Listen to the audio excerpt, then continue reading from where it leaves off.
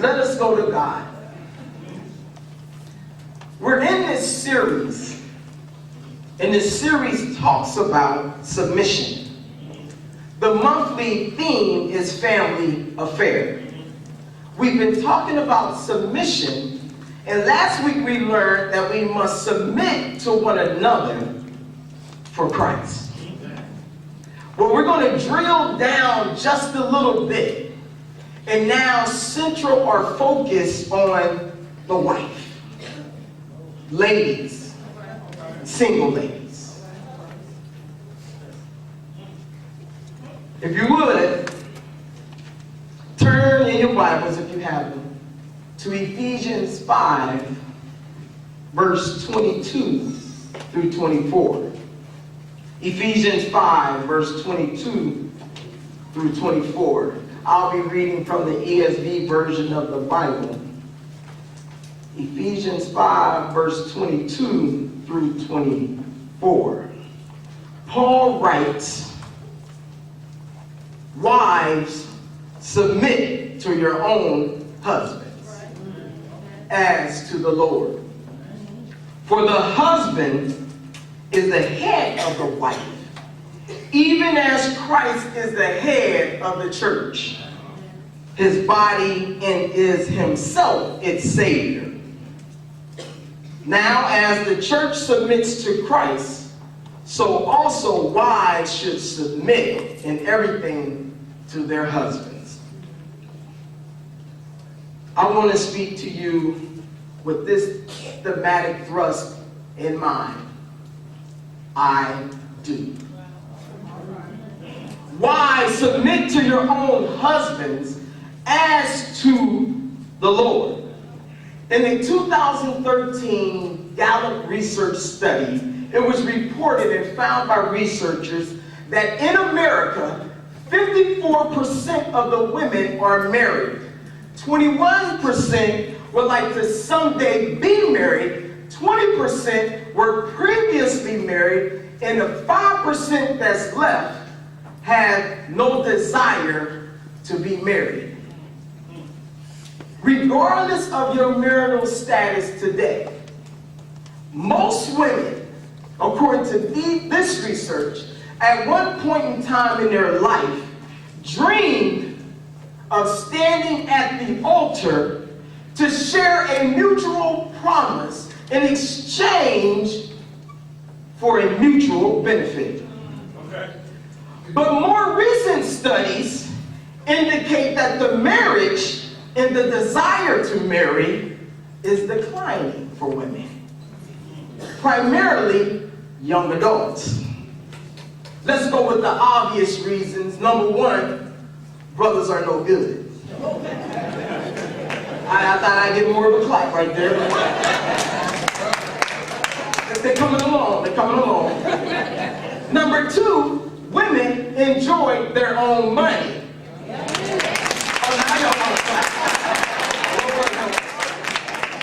Number three, brothers are no good. Next, women are not interested in marrying at this time because they're very career oriented.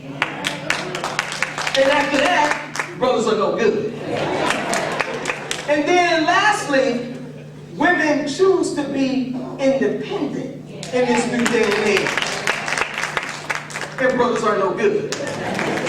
But there's another reason why marriages are becoming more and more unpopular and people are becoming less interested that we rarely talk about, and that is married couples live ungodly, single lives.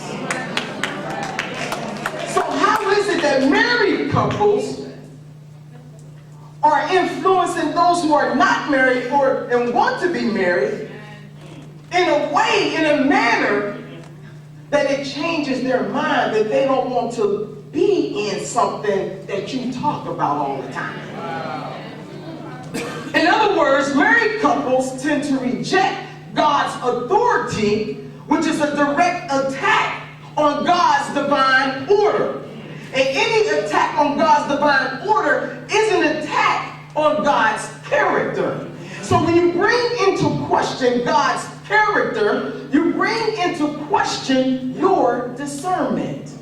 And if you lack discernment, how would you ever know who is for you and who is not for you? I'm trying to help you, ladies, but let me say it differently. If you lack discernment, how would you ever know who God sent in your life versus who God did not send in your life? There's a difference, ladies, between a man of God and a God-fearing man. Let me help you, ladies, but I'm going to talk to the brothers. Can I help you? Yes. Brothers, here it is. Next time you see a fine sister, let me help you with something.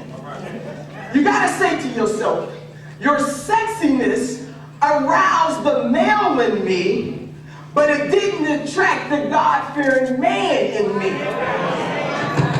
A man of God believes he can come to church and hide in his sin. But a God-fearing man knows that there is no place to hide. And if it takes a God-fearing man to lead his family in love, then it must take a God-fearing woman to submit to God's authority and divine order. Paul writes, wives, submit to your own husbands as to the Lord. For the husband is the head of the wife, even as Christ is the head of the church, his body, and is himself its Savior. Now, as the church submits to Christ, so also the wives should submit in everything to their husbands. I do. This is interesting because if you look at verses 22 and 23, Paul talks about the submission of the wife before naming the role of the husband. Come on now. Paul talks about the submission of the wife before naming the role of the husband. This is heavy because God establishes divine order before divine authority. Here it is. God does not want nobody or anything standing between him and his authority. All right. God establishes order with the ranking system before he assigns authority, simply because he don't want nothing in between him and his own authority. Let's go to the beginning. If you think about Genesis, we all know the story of creation, but we never really thought about it in this manner. God's creation came before God's creation of man. If you look back through the 7 days, there was an order before he gave man dominion over. Y'all listen to this. God created heaven and earth, skies and water, land and sea, day and night, fish and birds, animals. And then, watch this, he said, let us make man in our own image and let them have dominion over the earth. God wants nothing more than to have an intimate relationship with us. We are made in his image. We are both men and women, heir to eternal life. But when it comes to marriage, wives must submit to their husbands. I said earlier, if you reject God's divine order, you bring into question your discernment. Don't believe me? Watch this. Remember that scene in Genesis where God asked Adam, where are you? We know the whole story. The serpent came to Eve and said, did God really say? Did God actually say? The serpent questioned, but he went to Eve. Eve spoke and had a conversation. You know the whole story. They forget forbidden fruit. And then they ended up hiding, right? God says, where are you? Now, the interesting thing, Eve had a conversation with the serpent, but God was talking to Adam. Where are you?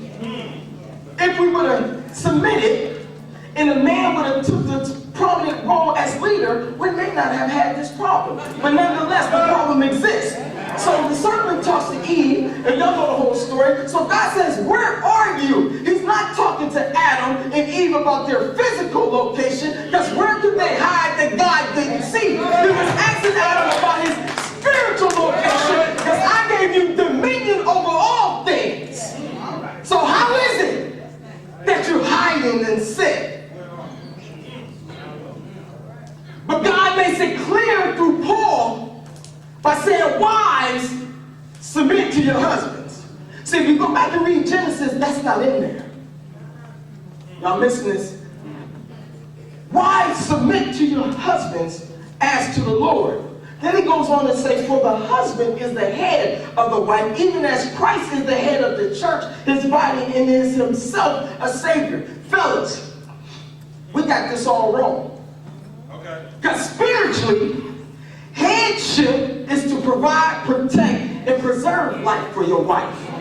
Headship is power with, not power over. That's why verse 21 is so important, to submit to one another. Not only do we need to understand that we need to submit to one another, we also need to understand we have to submit to God. What are you saying, preacher? No, not only do we need to submit to one another because that is the lateral relationship, we also need to submit to God because that's the vertical relationship, and I pray you didn't miss the cross. Let's go deeper. Fellas, our understanding of God's divine order draws from a relationship with God.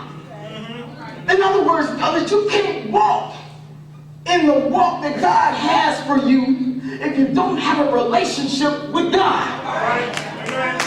It is the deep in you that connects with the deep of God.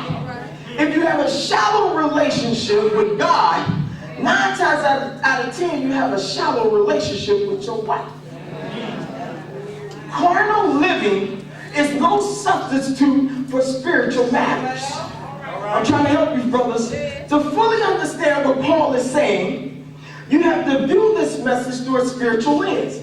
Paul is saying, like Christ, who descended from heaven to serve, heal, touch, love, speak life, and save, and then ascended to heaven, we, brothers, have to humble ourselves to serve our wives, comfort our wives, love our wives, in order to embrace the fullness of God's authority. Your headship depends heavily on your humility. It's not leading with power. Humility. Jesus descended. He came down before going up. We got it the other way. We think we need to be puffed up with our chest out. That's because we don't have no spiritual connection with God. Because if you had a spiritual connection with God, you will understand humility wins. And it's easier for our wives to submit if we come in the house a little humble. We don't want our house corrected. Humility, brothers, or being submissive to your wife doesn't mean that you're weak. Instead, it means that you understand and you embrace God's authority and divine order. Now, as the church submits to Christ, so also wives submit in everything to their husbands. Not a clap in sight. All right. Great. Black family, listen. Listen. We talk plain in youth worship, so I'm going to talk plain. We have work to do in our households. And people are not choosing to be married because they hang out with married people and listening to your stuff. And what you're going through, that's not attractive.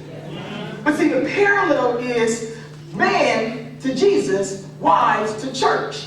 So if you're a Christian and you're talking about your household that turns another person off, why would I ever come to your household or ever come to your church? Because somewhere the doctrine is not adding up. Because your house is tore up, that means the church is too far behind. Not too far behind.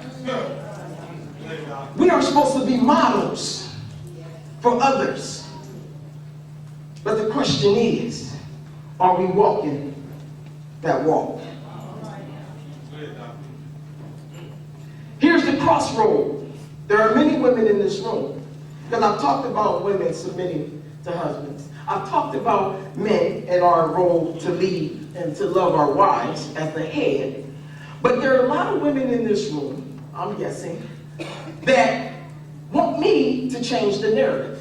And God has already changed the narrative.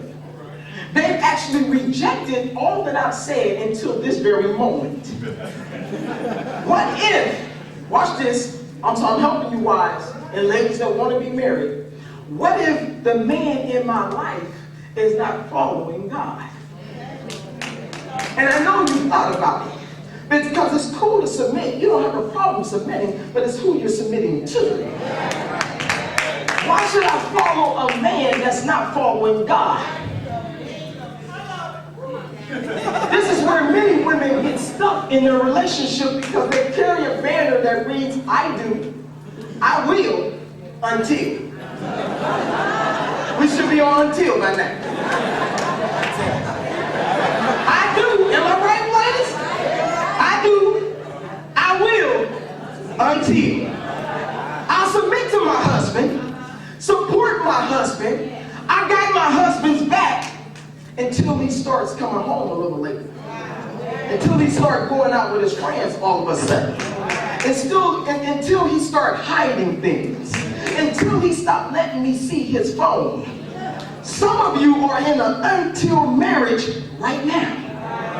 And you can't get past until because you're having to always restart the game and resubmit yourselves. In other words, because he keeps drinking, because he keeps smoking, because he keeps lying, because he keeps cheating, because he keeps betraying me, you find yourself saying until the next time and until the next time, and you got to start all over. And as a result, you become bitter, lonely, broken, revengeful, spiteful, short-tongued, and cynical. You find more comfort and fascinating about being somewhere else with someone else wishing for the best. Let me help you on. You can't engulf yourself with fantasies and wishful thinking or reality shows. Because here, this is graceful women, come on. Because women on TV are messy, mouthy, sassy, corrupt, and up to no good and not to be trusted. Women of God, listen, you are a reflection of the church. You are the bride. How you carry yourself is so important. Jesus, if we believe it, is coming back for his bride. You don't look like, act like, talk like anything that he's coming back for. Our marriages are superficial and the church is superficial. How do I know? The Bible tells me so. He was born in a manger, on the road coming into Jerusalem on a donkey, died on an old rugged cross, buried in a borrowed tomb. We're too sophisticated, so Jesus ain't even looking for you. And you're supposed to be the bride. Y'all come to youth worship when we start back up. This is gathering for the kids. I'm not suggesting that you got to get rid of the stilettos. Because brothers like me, like Bill Hill. My wife knows. I'm not suggesting, ladies, you got to get rid of the Michael Kors. Head to toe, bracelets, purses, all of that. I'm not saying that you have to look broke down, busted, and disgusted, but allow Jesus in your picture. You take so many selfies, and if we're going to be a reflection of Jesus, God needs to be able to see himself in you. But he can't see himself in you because you're too sophisticated.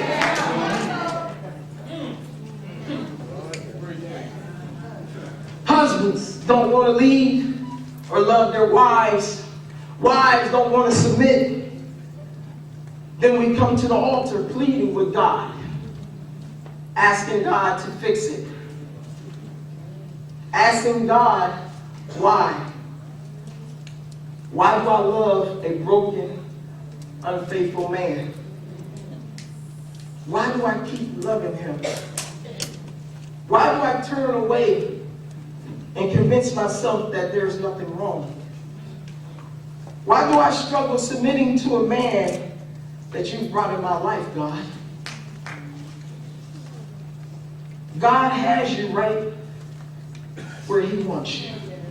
As much as it hurts, sisters, as much as it pains you, he has you right where you ought to be. Should I tell them about the turtle? I think I should tell them about the turtle, but they don't worship with us. So let's tell them about the turtle.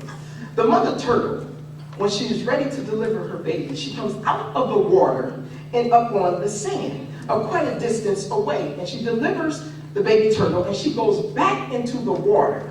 And the job of the little turtle is to crawl back across the sand and into the water. But when humans come along, or interference come along, or those who want to intervene, counsel, or advise come along, they see the baby turtle, like, oh, look at the baby turtle. He's going to die. Let me put him back in the water. So they take the baby turtle, put the baby turtle in the water, and the baby turtle dies. Because the baby turtle don't have the muscles to swim.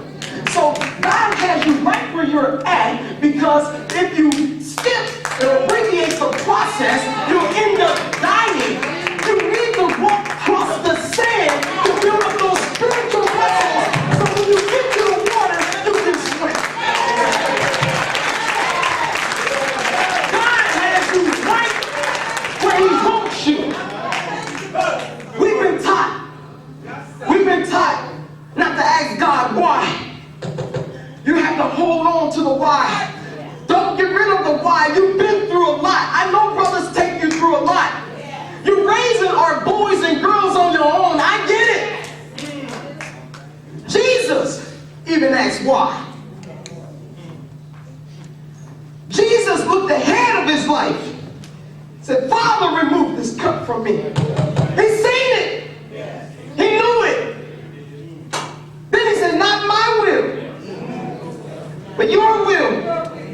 You can't be afraid, ladies, to ask why. You're hurting, you're bleeding, you're crying, your pillow is soaked. You're staying up at night wondering where he's at. You're sneaking brothers in when the kids go to sleep. I'm trying to help you, family. Jesus said, why, God? You can ask why. Because it must blows your mind that you're in this predicament. And here's why I want to help you. I'm going to let you in my house. My wife had an until moment with me, and she had to ask why. But her until moment didn't look around me. She looked in me.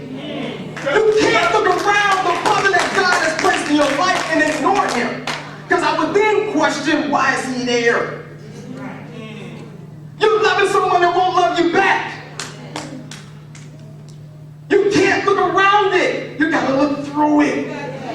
Jesus couldn't skip out on crucifixion. He had to look in it. Then he said, my God, why have you forsaken me? With nails in his hands, nails in his feet, a crown of thorns on his head, pierced in his side. But he didn't stop by saying, why have you forsaken me? He said, into your hands I submit my spirit. Women of God, God-fearing women, your role is to submit. And if it don't go well, and it's not going right, you got to say, into your hands I submit my spirit. You got to let that thing go, because God will take care of it. He's watching the whole thing. It is God's divine authority, God's divine order, and it's God's character that's on the line. And when you step outside of the bounds in the lane that God has blessed you with, it is disobedience and it rejects God's authority. Women, wives to be, align yourself with God the right way. Don't stand above your husband. Don't stand on top of your husband. Because you're interceding and interjecting what God is trying to pour into this knucklehead. I wouldn't want to be you trying to interrupt that direct line of his authority. Brothers, is not our authority. All right. It's God's authority.